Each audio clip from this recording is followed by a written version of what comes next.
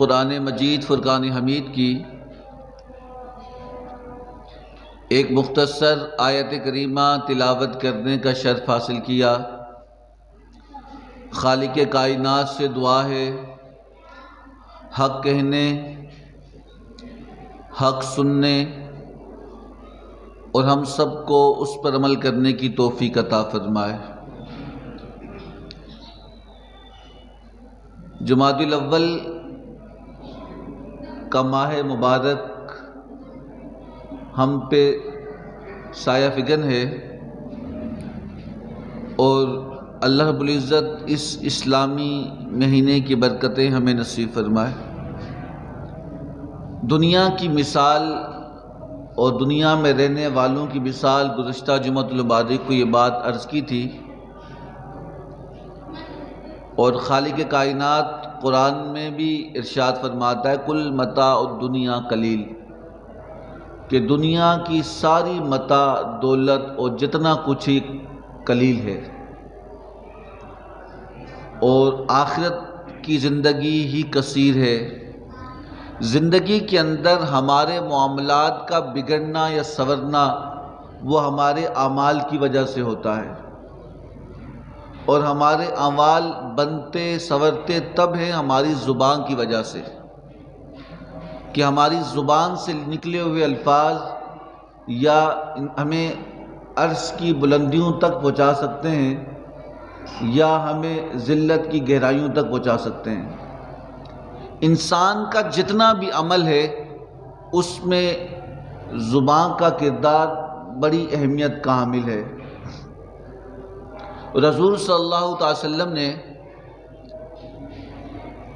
مفہوم میں آتا ہے کہ آپ نے فرمایا کہ دنیا کی مثال تو سائے کی مانند ہے، کہ انسان اپنا ہی سایہ دیکھے، کہ جیسے سایہ انسان سے آگے ہوتا ہے، اور اگر انسان اپنے سائے کو پکڑنے کی کوشش بھی کرے، وہ جتنا اس کے پیچھے بھاگے گا وہ سایہ اتنا ہی اس سے آگے بھاگے گا۔ تو کہا کہ دنیا کی مثال بھی ایسے کہ جب انسان دنیا کے پیچھے اس کی طلب میں لگ جاتا ہے اور اس کو حاصل کرنے کے لیے، یہ پھر بھی اسے حاصل نہیں ہوتی، وہ اس سے آگے آگے نکلتی ہے، اور پھر انسان اسی محنت کے اندر اور اسی زندگی کے اندر اپنی زندگی کو ختم کر لیتا ہے۔ ایک روایت میں یہ بھی آیا کہ معراج کی شب میں اللہ کے نبی صلی اللہ علیہ وسلم نے ایک چیز دیکھی۔ آپ نے دیکھا کہ ایک بہت بڑا بیل ایک چھوٹے سے سوراخ میں داخل ہونا چاہتا ہے، لیکن وہ داخل نہیں ہو سکتا۔ جبریل امین سے پوچھا کہ کیا چیز ہے؟ آپ نے فرمایا کہ یا رسول اللہ صلی اللہ علیہ وسلم، یہ انسان کے وہ بول ہیں جو بڑائی کے اندر وہ کہہ جاتا ہے، لیکن پھر اسے واپس کرنا بھی چاہتا ہے تو وہ واپس نہیں کر سکتا۔ یہ زبان سے نکلے ہوئے الفاظ، عربی کا ایک شعر ہے کہ وہ زخم ایسے ہیں جو تلوار کا زخم تو ختم ہو جاتا ہے لیکن زبان کا زخم ختم، یہ انسان کے دل کے اندر پیوست ہوتے ہیں اور دل کو زخمی کرتے ہیں۔ تو اس لیے جبریل امین نے عرض کی یا رسول اللہ صلی اللہ علیہ وسلم، یہ انسان کے وہ الفاظ ہیں کہ جو زبان سے بول تو دیتا ہے لیکن اسے واپس لینا چاہتا ہے، اسے واپس لے سکتا نہیں ہے۔ ہم اپنی زندگی کے اندر، اس معاشرے کے اندر دیکھیں کہ ہمارے یہاں کچھ لوگ بہت جلدی کسی سوال کے سنے بغیر جواب دے دیتے ہیں، یعنی کچھ لوگ ایسے ہیں کہ جن سے پوچھا بھی نہ جائے پھر بھی جواب دے دیتے ہیں، اور پھر اس کا انجام کیا ہوتا ہے؟ تو صوفیہ فرماتے ہیں کہ اس کا انجام یہ ہوتا ہے اسے شرمندگی ہوتی ہے۔ بھائی جب آپ سے کہا کہ اس وقت تک کوئی جواب نہ دیا جائے جب تک کوئی سوال کرنے والا آپ سے سوال نہ کرے، آپ سوال شروع کرتے ہیں اور جواب دینا شروع کرتے ہیں، نہ کسی خود ہی سوالی ہوتے ہیں، خود ہی جواب دینے والے ہوتے ہیں۔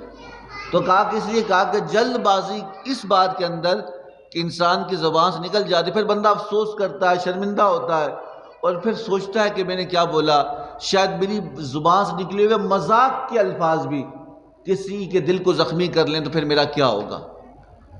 تو اس لیے صوفیہ فرماتے ہیں کہ عقل مند شخص کی پہچان یہ کہ وہ بولنے سے پہلے سوچتا ہے، اور بیوقوف شخص کی مثال یہ کہ وہ بولنے کے بعد سوچتا ہے، کہ اسے شرمندگی ہوتی ہے کہ مجھے یہ کرنا نہیں چاہیے تھا۔ تو حتی الامکان اپنی زندگی کے اندر اس معاملے کو بھی دیکھیں کہ اپنی زندگی کے اندر اس وقت تک بات نہ کریں جب تک اس بات کی ضرورت نہ ہو۔ اور صوفیہ فرماتے ہیں کہ یاد رکھنا کہ بغیر ضرورت کے نیکی کرنا بھی فساد بن جاتا ہے۔ جس جگہ ضرورت نہیں تھی آپ جا کے وہاں پہ نیکی کرنا شروع کر دیں جو آپ کا کام ہی نہیں تھا، تو وہ کبھی کبھی فساد بن جاتا ہے، وہ انسان کے لیے عذاب بن جاتا ہے۔ تو بغیر ضرورت کی سچ بھی ہمیں کہیں نقصان دے دیتا ہے، سمجھا نہیں بات کی؟ تو پھر اس لیے فرمایا کہ ہمیں چاہیے کہ زندگی کے اندر اس معاملات کو بھی دیکھیں کہ اپنی زبان کی حفاظت۔ حضور کی حدیث مبارکہ کا مفہوم ہے، آپ فرمایا کہ لوگوں قیامت تک لوگوں کو پیغام دیا کہ کہا کہ تم مجھے اس زبان کی ضمانت دو۔ کس کی؟ کہ جو دو جبڑوں کے درمیان، دو ٹانگوں کے درمیان جو نفس ہے، کہا کہ تم ان دو چیزوں کی مجھے ضمانت دو۔ جس شخص نے اپنے نفس کی اور اس زبان کی ضمانت دی، میں محمد اسے جنت کی ضمانت دیتا ہوں۔ تو یہ بڑا اہم ایشو ہے۔ میں ابتدا میں بات کی تھی کہ ہمارے اعمال بنتے ہی ہماری زبان کے ساتھ ہے، ہمارے تعلق کا قائم ہونا اور ٹوٹنا ہی زبان کی وجہ سے ہوتا ہے۔ تو اس لیے ہمیں چاہیے کہ اس بات کو بھی یاد رکھیں۔ کچھ لوگ اس طرح کی بات کر جاتے ہیں کہ جو بات کرنے کی نہیں ہوتی۔ آپ نے دیکھا ہوگا کچھ لوگ سچے بہت ہوتے ہیں، نیک بہت ہوتے ہیں، کھرے بہت ہوتے ہیں، وہ کوئی چیز برداشت نہیں کرتے، وہ کہتے ہیں میں منہ پہ بولتا ہوں سچ بات۔ تو ایسے کھرے بندے کی اسلام کو ضرورت، ایسے سچے کی کو بھی ضرورت نہیں ہے۔ حضور سے سچا کائنات میں کوئی نہیں، حضور سے نیک کائنات میں کوئی نہیں، حضور سے اعلیٰ کائنات میں کوئی نہیں۔ جب حضور نے کہہ دیا کہ ایسی الفاظ نہ بولو کہ جس سے دوسروں کو تکلیف ہو، تو ایسے سچائی گئی باڑ میں۔ ہمارے خاندان ٹوٹتے اسی وجہ سے ہیں کہ ہم منہ کے اوپر بے عزت کر رہے ہوتے ہیں۔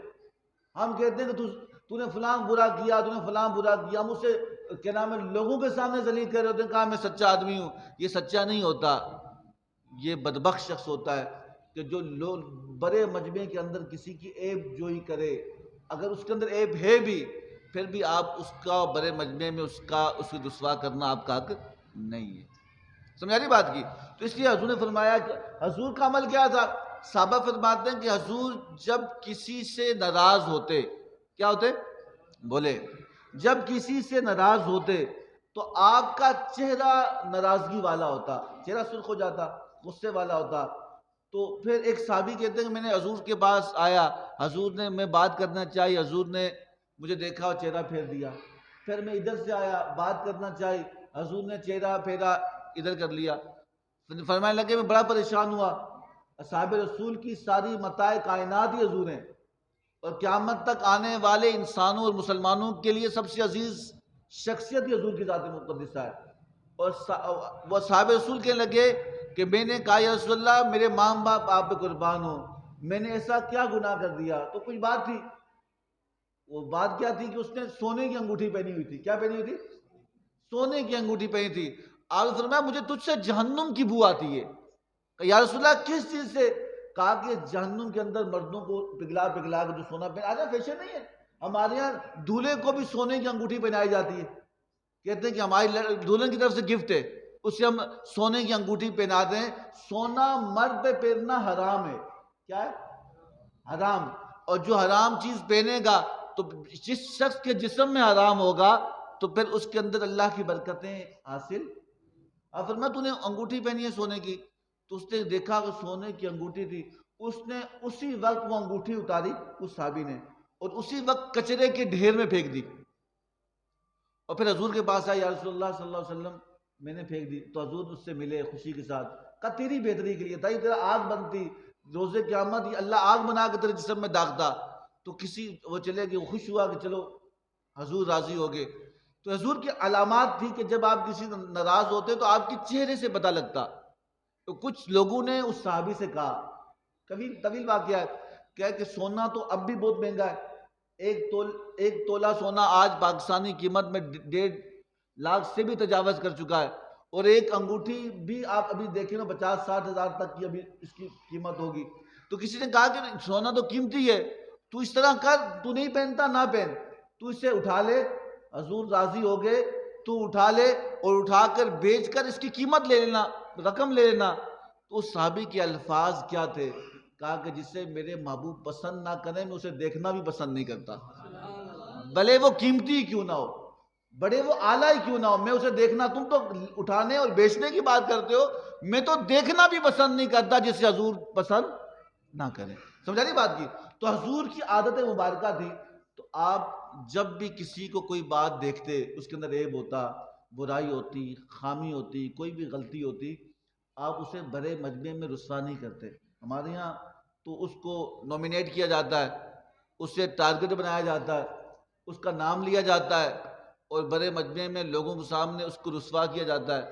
وہ بندہ نیک تو تھا نہیں، گناہ گار تھا، تو پھر وہ پکا ہوتا ہے میں چھوڑوں گا ہی نہیں، وہ بھی اردرمی میں آ جاتا ہے۔ تو حضور کی عادت مبارکہ کیا تھی؟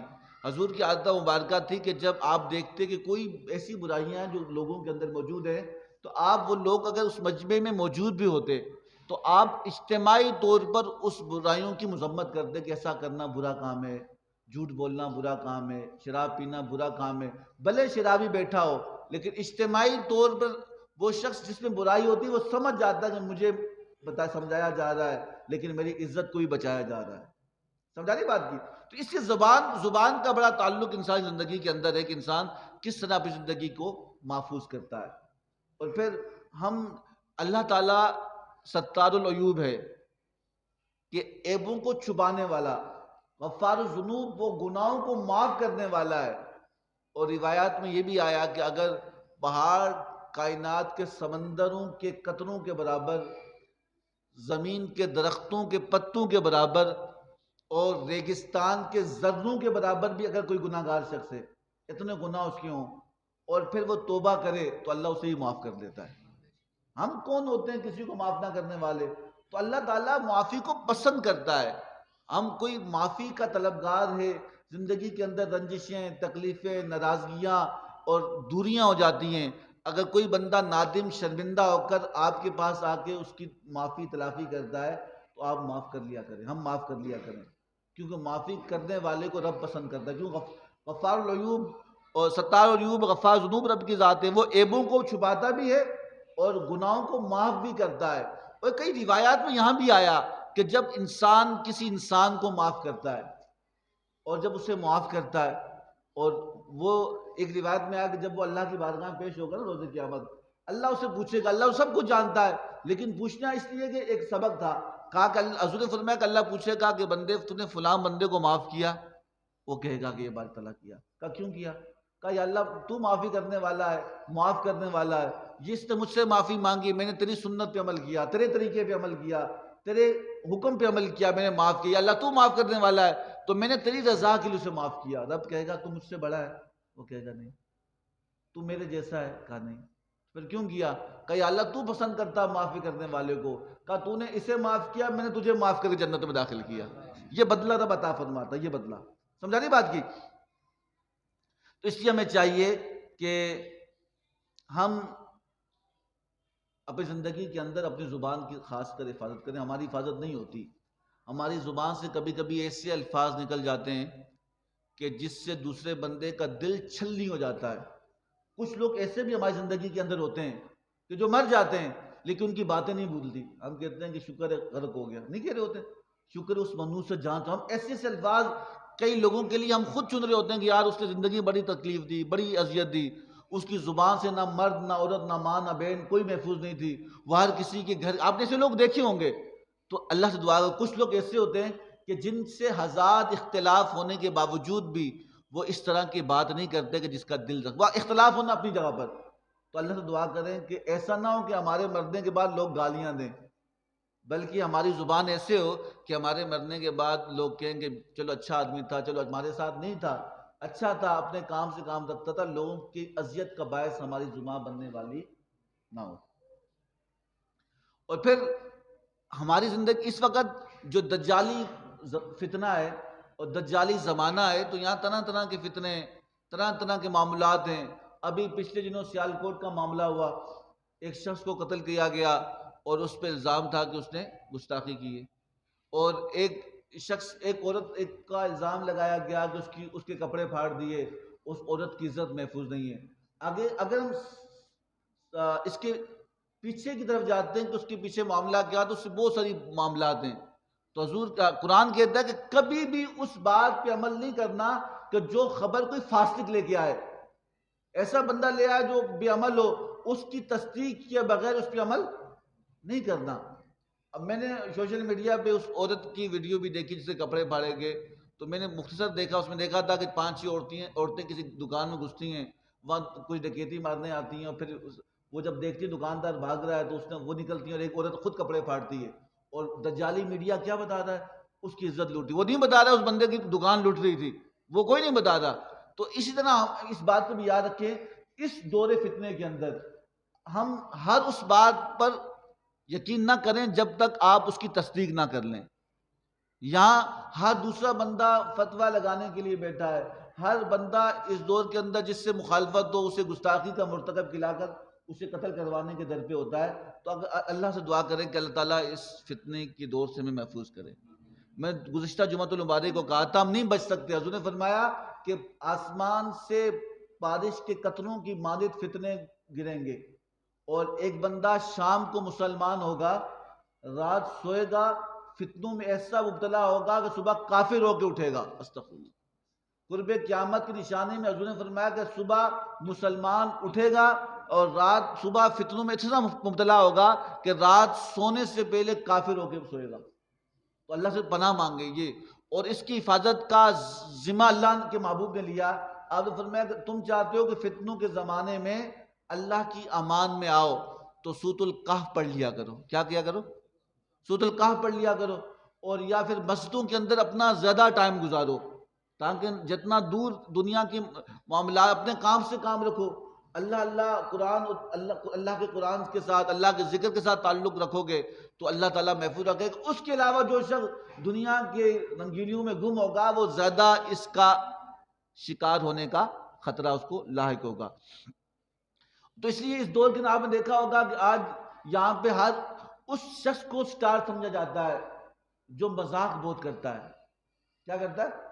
یوٹیوب پہ چینل بھی آپ نے دیکھے، اور پھر وہ ویڈیوز بھی اپلوڈ کی جاتی ہیں، فلاں بندے نے فلاں سے مذاق کیا، فلاں نے فلاں کا مذاق کیا، یعنی اس کے ساتھ اس کو تنگ کیا، اس کو بہت کیا نام پرموٹ کیا جاتا ہے. حدیث مبارکہ سن لیں.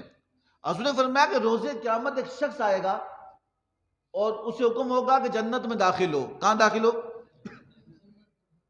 جنت میں داخل ہو. جب وہ جنت کے دروازے پہ پہنچے گا تو فرشتے دروازہ بند کر لیں گے. کیا کریں گے؟ پھر روتا روتا جائے گا، اور جائے گا وہاں پہنچے گا اتنی محشر کی گرمی، اور پھر جب وہ دور پہنچے گا پھر کہ جنت کا دروازہ فرشتے کھولیں گے اور کہیں گے کہ آ جنت میں. جب وہ جنت کے پاس پہنچے گا پھر دروازہ بند کر دیا جائے گا. پھر وہ جائے گا، پھر وہ اس طرح کئی بار ہوگا. وہ پسینے سے شرابور ہو جائے گا، روئے گا، چیخے گا، کہ میرے ساتھ کیا ہو رہا ہے، میرا قصور کیا ہے کہ مجھے جنت میں بلایا بھی جاتا ہے اور جب میں پہنچتا ہوں تو میرے دروازے کو بند بھی کر دیا جاتا ہے. تو بتاؤ میرا قصور کیا ہے؟ تو فرشتے، روایات میں آتا ہے فرشتے اس سے کہیں گے تیرے ساتھ وہی ہو رہا جو دنیا میں تو لوگوں کے ساتھ کیا کرتا تھا. دنیا میں لوگوں کے ساتھ کر رہا ہوں، میں مذاق اڑاتا، کسی کو کیا کہتا، کسی کو کیا، تیرے ساتھ وہی کچھ ہو رہا ہے جو تو دنیا میں لوگوں کے ساتھ کرتا تھا نا، اب روز قیامت تیرے ساتھ اس طرح ہوتا رہے گا. سمجھا رہی بات کی؟ تو اس لیے مذاق کا معاملہ ہی گناہ کا معاملہ ہے. کسی کے دل جوئی کرنے کے حکم ہمیں دیا گیا ہے، دل شکنی کرنے کا حکم ہمیں نہیں دیا گیا.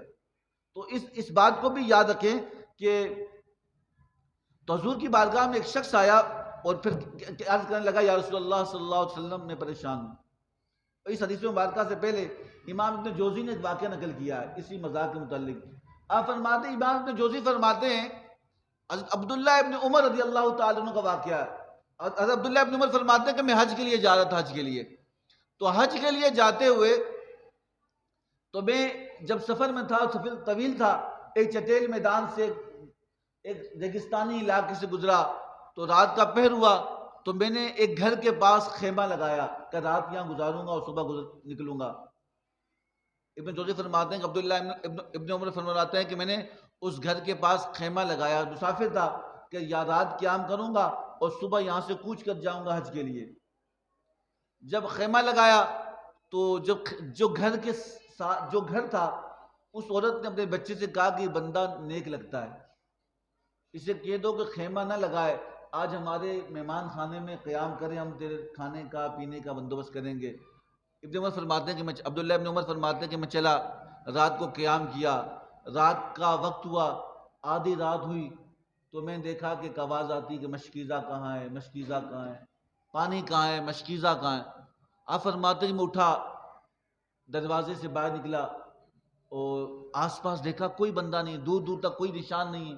پھر آواز آتی ہے، پھر میں رات کو سویا، کب پوری رات میں نہ سو سکا، اور یہاں تک کہ رات گزر گئی اور اسی آواز صبح تک بند ہوئی، اور پوری رات ایک رونے کی، چیخنے کی، چلانے کی، مار کھانے کی، آہ بکا کرنے کی، تکلیف کرانے کی آوازیں آتی، اور کہتا کہ وہ مشکیزہ کہاں ہے، مشکیزہ لے آؤ، مشکیزہ لے آؤ۔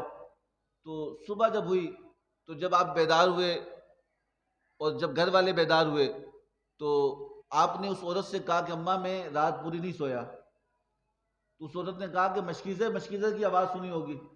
اس نے کہا کہ ہاں، یہ آواز کون بندہ تھا؟ بندہ میں ڈھونڈ نکلا لیکن کوئی نہ نکلا، لیکن یہ شخص کون تھا کہ جس کی آواز آتی تھی اور پھر وہ آواز دینے والا نظر نہیں آتا تھا؟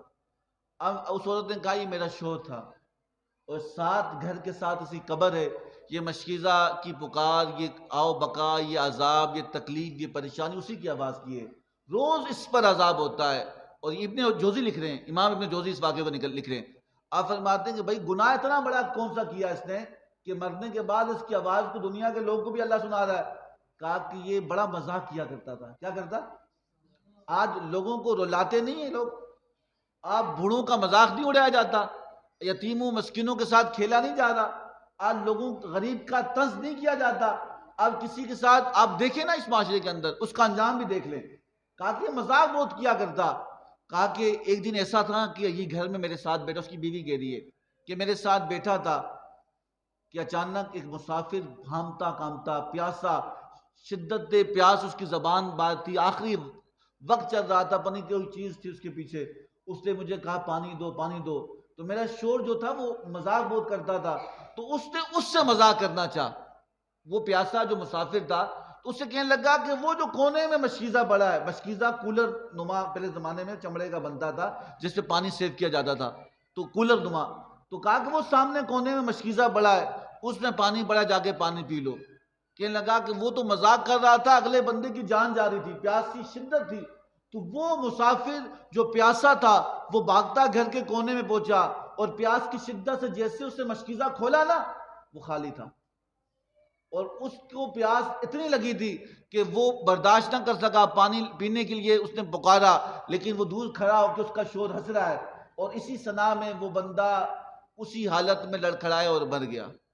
اس کے مرنے کے بعد کہنے لگا جب یہ مرا نا، یہ شخص جس نے اس پیاسے کے ساتھ مذاق کیا، اس کی موت واقع ہوئی اور وہ مر گیا، تو کہا کہ اب روزانہ رات کو اس پر اتنا عذاب ہوتا ہے، اتنا عذاب ہوتا ہے، یہ روز کہتا ہے کہ مشکیزہ کہاں ہے۔ عبداللہ ابن عمر فرما رہے ہیں، اور امام ابن جوزی نے اس واقعہ کو نقل کیا، فرماتے ہیں روز کہتا ہے کہ مشکیزہ کہاں ہے، مشکیزہ کہاں ہے، ہائے مشکیزہ میں مر گیا، مشکیزہ کہاں ہے، لیکن اس مذاق کا صلہ اللہ قبر میں اس کو عذاب کی صورت میں دے رہا ہے۔ تو اس لیے ہم اپنی زندگی کے اندر، میں نے ابتدا میں کہا تھا کہ زندگی میں ہمارے لیے کچھ لوگ ایسے ہوتے ہیں جن کے لیے ہم دعائیں کرتے ہیں، اور کچھ لوگ ایسے ہیں جن کے لیے ہم ایسے بدعائیں کرتے ہیں۔ ایسے ہی ہوتا ہے کہ کچھ لوگوں کی زبان سے اختلاف ہونا یا اپنے ساتھ تعلق کا خراب ہونا الگ جگہ پر، لیکن ان کی زبان سے نکلے ہوئے زہر جیسے الفاظ زندگی بھر نہ چاہتے ہوئے دل ان کو بدعائیں دے رہا ہوتا ہے۔ تو صوفیہ فرماتے ہیں کہ جب بھی آپ کا کسی کے ساتھ تعلق ہو، کوئی مخالفت ہو، کوئی تعلق خراب ہو، تو آپ ایسے الفاظ یاد رکھیں کہ اس میں اس کا دل شکنی اور دل آزاری نہ ہو۔ تو اس لیے انسان کو جنت میں بھی کیا لے کے جائے گی؟ بولیں نا، اور دوزخ میں بھی کیا لے کے جائے گی؟ حضور کے پاس ایک شخص آیا، عرض کرنے لگا یا رسول اللہ صلی اللہ علیہ وسلم، میں آخرت کے بارے میں پریشان ہوں، مجھے کچھ ایسی نصیحت کریں کہ اللہ مجھے نجات عطا کرے۔ کیا کرے؟ یہ آخری حدیث ہے، بات ختم کروں گا۔ ایک شخص حضور کی بارگاہ میں آیا، عرض کرنے لگا یا رسول اللہ مجھے کوئی ایسی بات سکھائیں، مجھے ایسی بات بتائیں کہ جو اللہ تعالیٰ جس کے عمل کرنے سے مجھے نجات عطا فرمائے. پتہ ہے حضور نے کیا کہا؟ حضور نے کہا کہ اے میرے صحابی، تم اللہ کے ساتھ بددیانتی نہ کرنا. کیا؟ اللہ کے ساتھ بددیانتی نہ کرنا تو اللہ تجھے نجات عطا کرے گا. وہ شخص کھڑا ہوا، سمجھدار تھا، اس نے کہا یا رسول اللہ صلی اللہ علیہ وسلم، اللہ کے ساتھ بددیانتی کیسے ہوتی ہے؟ بندوں کے ساتھ تو بددیانتی ہوتی ہے کہ اس نے مال دیا میں نے خیانت کر لی، اس نے پیسے دیے میں نے کھا لیے، اس نے کوئی چیز دی میں نے اس کو ضائع کر دی. یہ تو بندوں کے ساتھ. اس سے کوئی بات کی، وعدہ کیا، پورا نہ کیا، اس نے کوئی الفاظ کیے میں نے اس امانتن نہیں رکھے، وہ آگے پھیلا دیے. تو اللہ کے ساتھ بددیانتی کیا ہے؟ حضور نے فرمایا، اس صحابی نے پوچھا یا رسول اللہ اللہ کے ساتھ بددیانتی کیا ہے؟ آپ نے فرمایا کہ اللہ کے ساتھ بددیانتی یہ ہے کہ جب بندہ جو کام اللہ کے لیے کر رہا تھا، نماز، روزہ، حج، یہ فرائض ہیں، حج، زکوٰۃ، یہ ہم پہ فرض ہیں، ہم پہ کرنا ہے. ہم بیمار ہیں یا تندرست، ہم پہ لازم ہے. جب شخص بالغ ہو گیا تو اس پہ نماز فرض ہو گئی، حج اس پہ لازم ہوگا تو اس پہ فرض ہو گیا، زکوٰۃ اس پہ واجب ہوئی تو اس پہ لازم دینی ہے. سمجھا نہیں بات کی؟ تو کہا کہ جو کام خالص رب کے لیے تھے، کس کے لیے؟ جو خالص رب کے لیے کرنے تھے، کہ میں فلاں کام اللہ کے لیے نماز پڑھنے جا رہا ہوں، تو اس میں نیت غیر آگے کوئی اور شامل ہو گیا، کسی کو دکھاوا دیکھنا آ گیا کہ وہ دیکھ لے گا میں کتنا بڑا نمازی ہوں، وہ دیکھ لے میں کتنا بڑا حاجی ہوں، میں کتنا بڑا صائم الدہر روزہ رکھنے والا ہوں، میں تو رمضان کے علاوہ بھی روزے رکھتا ہوں، میں تو زکوٰۃ کے علاوہ بھی خرچ کرتا ہوں. کہا کہ خالص رب کے لیے تھے، لیکن جب اس کام کے اندر کسی غیر کو شامل کر دیا، یہ رب کے ساتھ بددیانتی ہے. کس کے ساتھ؟ تو کہا جس نے بددیانتی نہ کی اللہ کے ساتھ، اللہ تعالیٰ اس کو کیا کر لے گا؟ معاف کر دے گا. اور فرمایا کہ شاہ منصور، اسی واقعے کے تحت شاہ منصور لکھتے ہیں کہ میرا ایک دوست تھا، دوست بہت نیک تھا، عبادت گزار، تہجد گزار، بہت عابد تھا. مجھے کسی نے کہا بیمار ہو گیا، تو میں نے کہا جا کے دیکھ کے آؤں کیا حال ہے اس کا. جب میں نے اس کے پاس گیا تو میں دیکھا کہ اس کی بیماری سے بری حالت ہے. میں نے اس سے پوچھا بھائی کیا ہوا؟ اس نے کہا کہ میرے گناہوں کی وجہ سے اللہ رب العزت نے مجھ پہ عذاب نازل کیا، میں بیمار ہو گیا ہوں. کیا گناہ کیسے؟ اس نے کہا کہ میں نے جو میں عبادت کرتا تھا، لیکن میں نماز اس لیے پڑھتا تھا کہ لوگ مجھے نمازی بولیں، لوگوں کو دکھانے کے لیے میری پارسائی کے چرچے ہوں، عقیدت بندوں کی قطار لگ جا، لوگ بولیں یار وہ فلانا بندہ بڑا نیک آدمی ہے. تو کہا میں نماز پڑھتا تھا، تہجد پڑھتا تھا، روزے رکھتا تھا، لیکن اس پہ دکھاوا، میں نے اس لبادے کے اندر اپنی تسکین چاہی. تو کہا ایک دن پہ بیمار ہو گیا. کیا ہو گیا؟ تو کہا کہ میں نے جب میں شدید بیمار ہوا، طبیب عاجز آئے، تو میں نے ایک دن اللہ سے توبہ کی، یا اللہ مجھے معاف کر لے. میں نے قرآن لیا. کیا لیا؟ بولیں. پڑھا. قرآن پڑھنے کے بعد میں نے قرآن کو بلند کیا کہ اللہ اس قرآن کے صدقے مجھے شفا عطا فرما. کہنے لگے جب میں سچے دل سے توبہ کی، اللہ نے مجھے اس کے صدقے شفا. ہمارے یہاں قرآن کے ساتھ کیا کیا جاتا ہے؟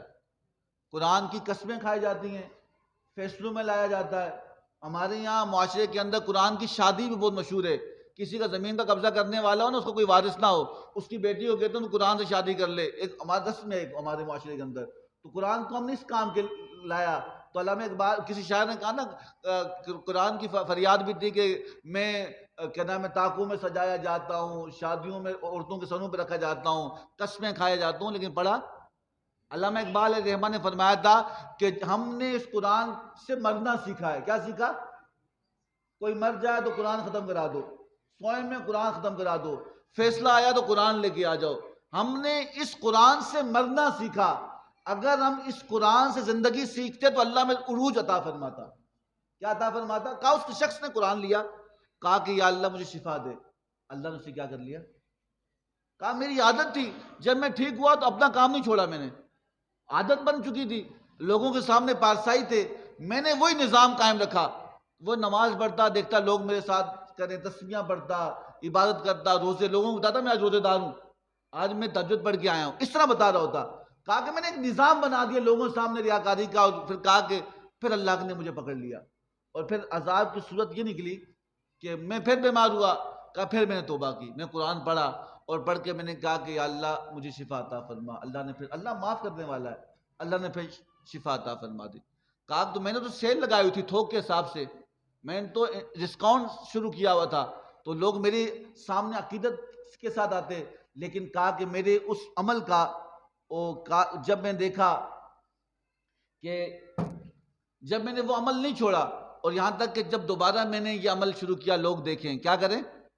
ایک حدیث مبارکہ کا مفہوم ہے کہ روز قیامت اللہ تعالیٰ بندوں کو سامنے کھڑا کرے گا اور کہے گا کہ لوگوں، جن لوگوں کو دکھانے کے لیے تم نے جو بھی عمل کیا، جو کہا کہ بندے دیکھیں میں نے وہ عمل کیا، آپ شادیوں میں دیکھیں، ولیموں میں دیکھیں، دعوتوں میں دیکھیں، کہا کہ لوگ کیا کہیں گے، کھانا کیسا تھا، واہ واہ ہوگی، کہا اس کا اجر بھی نہیں ملے گا. کہا کہ رب فرمائے گا کہ لوگوں، جن لوگوں کو دکھانے کے لیے تم نے عمل کیا، جا کے اجر بھی ان سے لے لو، جا کے اجر بھی ان سے لو، میرے پاس تمہارا اجر نہیں ہے. اور کہا کہ میں اسی کا اجر دوں گا جو خالص میرے لیے ہوگا. اللہ فرمایا کہ جو خالص میرے لیے عمل کرے گا اس کا اجر میں دوں گا، اور جو لوگوں کو دکھانے کے لیے کیا وہ انہیں سے جا کے لو. فرمایا تیسری دفعہ میں نے پھر وہی عمل کیا جو سیل لگائی تھی، لوگوں کو دکھانے کی نمازیں پڑھتا، سب کچھ کرتا، اور پھر میں بیمار ہو گیا، اور پھر یہ کیفیت ہوئی کہ میں قرآن کو لایا، لیکن قرآن مجھ سے پڑھا نہیں جاتا تھا. میں پہلے پڑھ کے قرآن پڑھتا، دعا مانگتا اللہ معاف کر لے، لیکن میں قرآن پڑھنے کے لیے بلایا، مجھ پہ زبان نہیں کھلتی قرآن پڑھنے سے. تو شاہ منصور فرماتے ہیں اس شخص نے مجھ سے کہا کہ میری معافی اللہ سے مانگو، اور کہا وہ رو رہا تھا، آوازاری کر رہا تھا. بتائیں اس شخص کا کیا ہوا ہوگا کہ جس نے لوگوں کے لیے اتنے عمل کیے، معافیاں مانگتا رہا، آخر موت ہوئی کہ نہیں ہوئی؟ آخر اس نے مرنا ہی تھا. تو دنیا کی تھوڑی سی، اللہ قرآن میں کہا کل متاع دنیا قلیل، اے لوگوں دنیا بہت تھوڑی ہے، اس کو لوگوں کے لیے ضائع نہ کرو، رب کے لیے اسے محفوظ کر لو، رب کے لیے محفوظ کر لو. شاہ منصور فرماتے ہیں کہ میں نکلنے کے، جب میں اس علاقے سے نکلا بھی نہیں تھا، اس شخص کا انتقال ہو گیا.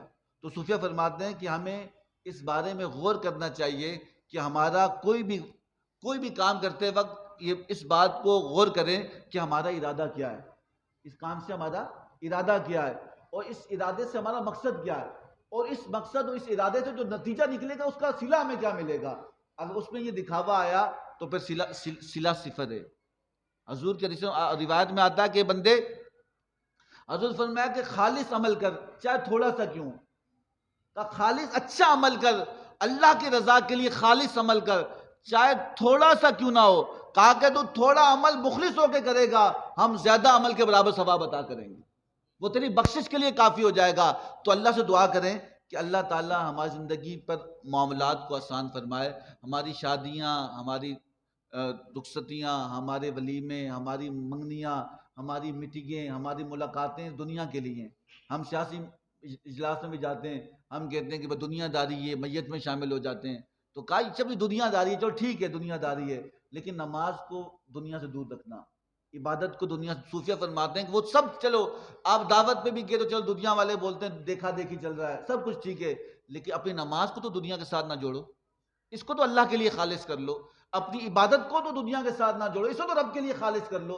اپنی زکوٰۃ کو، اپنے صدقات کو، اپنی عبادات کو جو رب کے لیے ہیں اس سے دنیا کے ساتھ، باقی سب کچھ کر لو دنیا کے لیے، لیکن جب عبادت کا معاملہ جو رب کے ساتھ ہے اسے رب کے ساتھ رکھو گے تو پھر یہ تمہارے لیے قیمتی سرمایہ ہوگا.